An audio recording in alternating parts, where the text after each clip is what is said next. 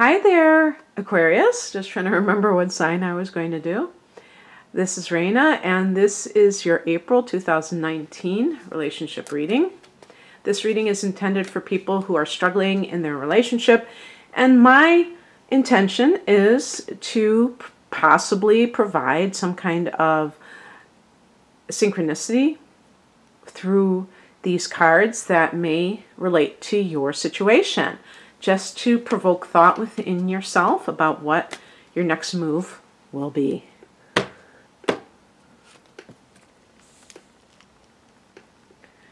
And hopefully we'll get through this reading without any trains, because we've, oh my goodness, I have a lot of trains that come through. Oh, the first three cards are major arcana cards. Oh my gosh. I know there's going to be that inevitable person that says, oh, you're picking them off camera. So I'm picking them off camera because of my, see, I got like three piles to the side here that I was picking from. And I can't put everything on camera and be close to the microphone as well. Wow. All right. So let's look at what these cards are. The heart of the matter is the Hierophant. This is a card that's associated with Taurus, a fixed sign like you. So there's that contact. Oh, you know, it's interesting too, because Uranus has just gone into Taurus, and Uranus is your ruler. So I don't know if that would have any bearing on you. Okay, so that would be more of a career thing, I'm thinking, if it was going to be with Uranus, an influence of transiting Uranus. But anyway, the Hierophant connects with the traditional way of living. So what I would call your primary ruler is Uranus, but I guess we would call it the traditional ruler of Aquarius is Saturn, just like Capricorn. And you will see that there are some Aquarians who are very traditional. However, when we think of Aquarius, we think of somebody who is unconventional. When we're talking about marriage, we're talking about buying into this idea of convention. And I'm talking about legal marriage. Obviously, people do live together, and they can have relationships that are every bit as committed, if not more so in some cases, than somebody who gets legally married. So perhaps that is a bone of contention in a relationship that is a primary relationship, is one person wants to get married, the other person doesn't. That's one thing I could see here. And you may have a basically good relationship, but this other person is pressuring you and you feel resentful, you don't want to. I'm assuming you're the one that doesn't want to. Like I say, there may be some Aquarians who are contrarians. That seems to be a big, personality trait for Aquarians, is to be a contrarian, to do the exact opposite. So if everybody around them in their social circle lives with their partner, maybe they have hippie-ish friends, they might be the one that insists on getting married, just to be different. So in any case, I'm going to assume that you're the one that wants to remain as it is. In the past position, we have the Emperor. And the Emperor is associated with the sign of Aries, which I am always disputing. I think it should be Capricorn. That's just my own personal opinion. And I've had a few people write to me and say, yeah, me too, I think it should be Capricorn. Because it's like the Hierophant. It was funny that I got both of these cards, because they're kind of like these figureheads that are very, like pillars of society. They're the people that dictate what the rules are and stuff like that. So there's an authoritarian angle to the Emperor, and so this could even be your father. So this could be the influence from the father, where it's like, this is how we do things in this household, dictating other people's values to them. And of course, the Hierophant connects with the religious order as well. And so they have their dogma where they say this is right, this is wrong in terms of relationships, okay? So there could be something like cultural or family pressure influence that is affecting you right now in terms of relationship. And I would say, too, that this could be like in terms of getting divorced, now that I think about it, because this is not a reading that is designed for people that are like single. But the other possibility is the one I suggested, excuse me, in the first place, which is about somebody who is maybe in a long-term relationship, living with somebody, but hasn't gotten married and doesn't want to necessarily. So you may be feeling pressure from outside of you, whether it's to get married or to not get divorced, you know? And so let's look at the higher message. The higher message is represented by the Lover's card. Now, do you see like how they show nudity? Because they are showing that carnal version of this card, which is, you know, that kind of sexual relationship. However, there's also, the nudity can represent that intimacy, so the bearing of one's soul to another person, trusting in them at a deeper level. And that is what love really is. It's not just about the physical attraction to somebody. It's about that sense of, I can stand naked in front of you and not, you know, feel judged or be afraid of what you're going to say or do. And then yet we have this angel that's above both of them. And so that is something that we can look to in terms of like, is this relationship divinely ordered, or however you would put it, divinely inspired? Is that how they say it? In other words, the relationship is the relationship, and there's no piece of paper that's going to legitimize a relationship that is entered into in the wrong, for the wrong reasons. And likewise, if you're not legally entering into a relationship, the fact that you haven't done so doesn't negate the bond that you have with that person, the spiritual bond. So the point is that at the center of this reading is the Hierophant.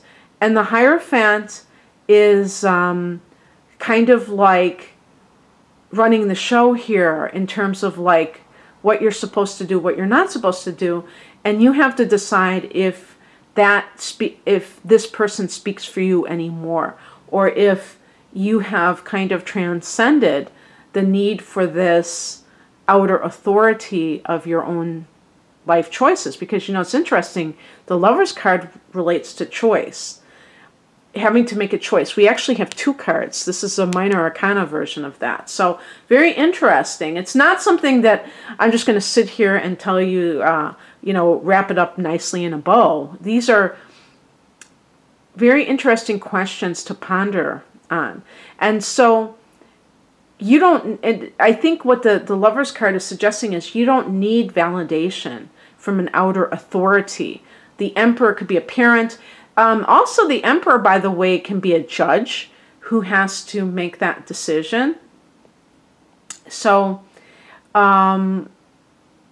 if there's any kind of you know, the Emperor is in the past position, so I think it's more of parental conditioning, authoritarian conditioning, where you're taught what is right and what is wrong based on other people's values, not necessarily your own. And this, I think, is one of the most important turning points in a person's life, is when they finally come to their own version of what is right and what is wrong. And they're not influenced by others. Now, inspired by others, yes. And there's no problem with that. But I see a problem when people just parrot what other people say simply because they haven't really allowed themselves to have that kind of authority over their own life.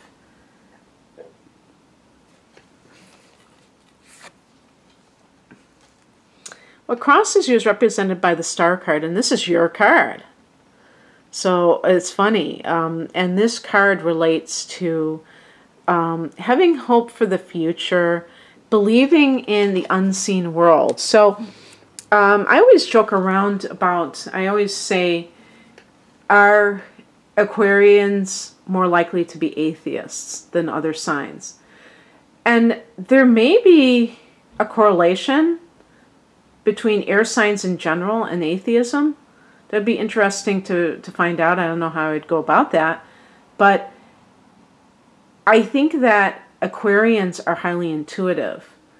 And they're also highly intelligent. So that combination can make it very difficult for organized religion, because there's just too much nonsense that they can see through. And unfortunately, it's too easy to throw the baby out with the bathwater and to say, oh, well, this is obviously, a silly contradiction, so it's all, worthless, and even overextended to spirituality. So that's something to consider, because you may be allowing the world to have too much control over you right now in terms of your perception of reality. And it could lead into areas that will complicate your life, perhaps. So an example would be if you're with somebody who is telling you that they want to get married and you don't want to. You want things, you think everything is fine the way it is. You don't want to wreck it, and you feel very claustrophobic at the thought of it. And yet you get swayed by something and you go along with it. You could regret that. Or if you're somebody who is staying in a relationship because people look down on divorce, I think that likewise would be a mistake to stay in that situation. The Lover's card too, I think if you are trapped in an unhappy marriage, is also telling you what is really a healthy relationship.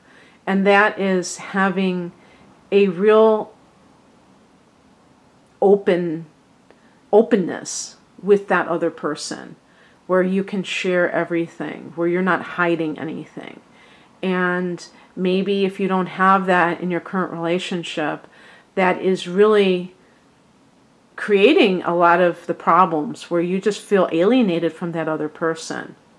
And I think it's easy for an Aquarius to kind of like tolerate that sort of alienation, because you do have a certain detachment. Of course, I do get people saying that that's not true.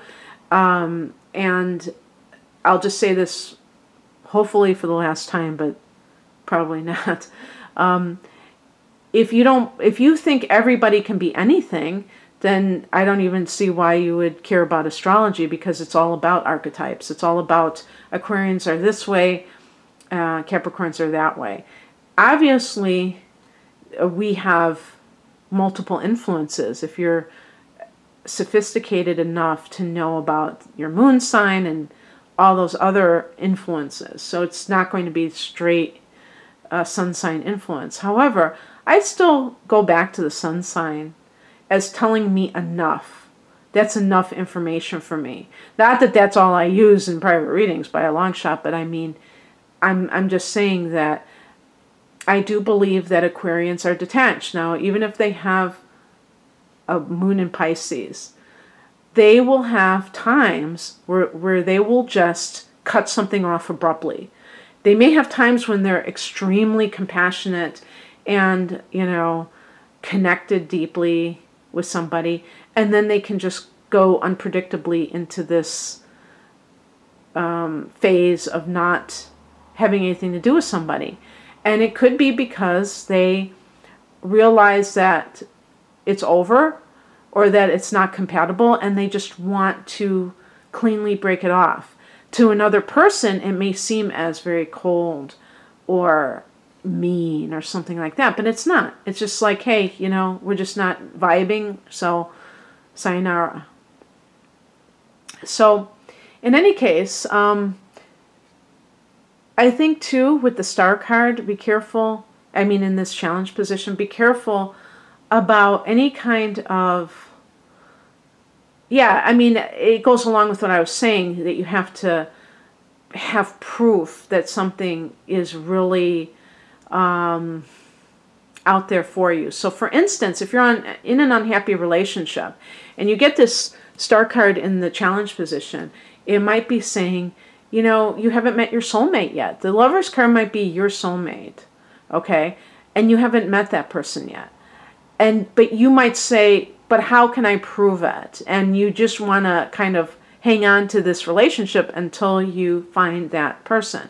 Well, that's not the way to play it, because the longer you stay with somebody that you're incompatible with, unless you have children and there are extenuating circumstances, I suppose, or if you don't have the money to live on your own, there are obviously going to be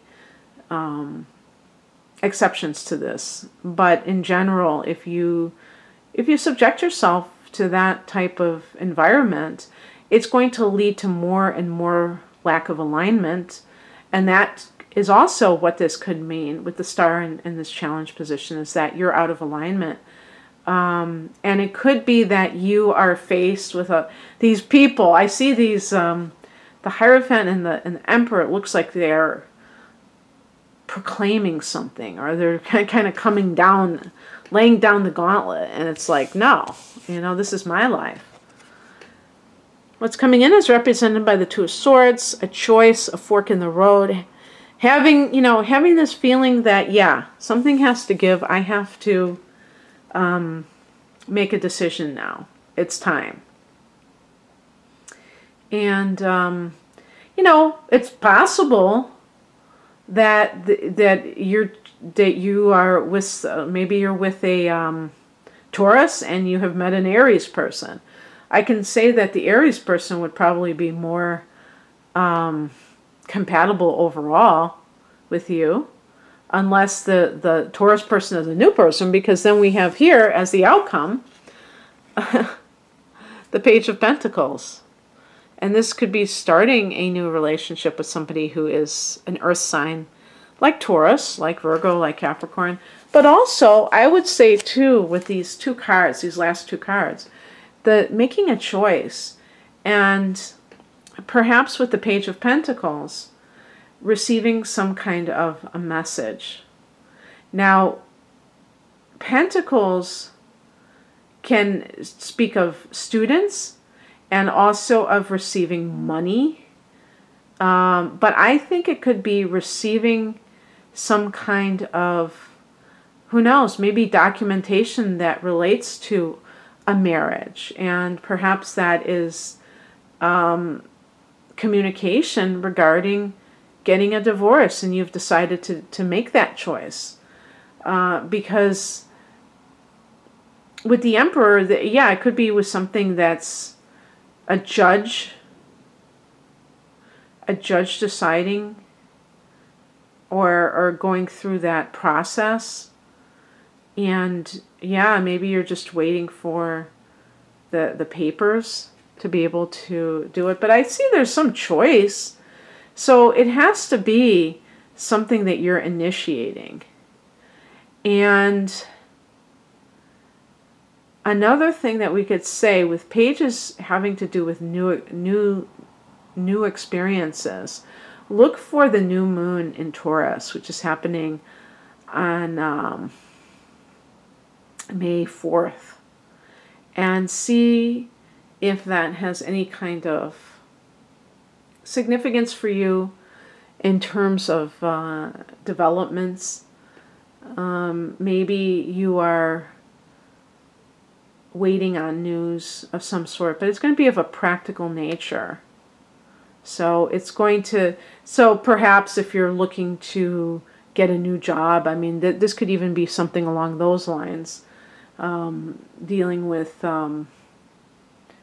work and things like that. And perhaps if you're somebody who needs to save money in order to live somewhere else, receiving money, because this could be like receiving a small sum of money, or getting a new job, or getting a side job, a second job. These things might be part of the steps that you need to take if you're looking to change your life. So in any case, that's what I have for you, Aquarius. I hope that you enjoyed this. And if you would like a more personalized reading, please check my offerings below. Well, my website. Check my website, rainamoonastrology.com. The link is below.